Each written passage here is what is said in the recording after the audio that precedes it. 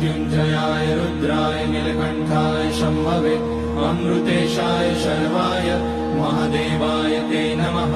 नमस्तेऽस्तु भगवन् विश्वेश्वराय महादेवाय त्र्यम्बकाय त्रिपुरान्तकाय त्रिकाग्निकालाय कालाग्निरुद्राय नीलकण्ठाय मृत्युञ्जयाय सर्वेश्वराय सदाशिवाय श्रीमान् महादेवाय नमः।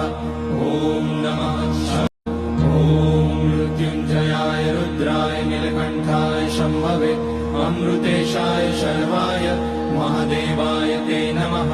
नमस्तेऽस्तु भगवन् विश्वेश्वराय महादेवाय त्र्यम्बकाय त्रिपुरान्तकाय त्रिकाग्निकालाय कालाग्निरुद्राय नीलकण्ठाय मृत्युञ्जयाय सर्वेश्वराय सदाशिवाय श्रीमान् महादेवाय नमः।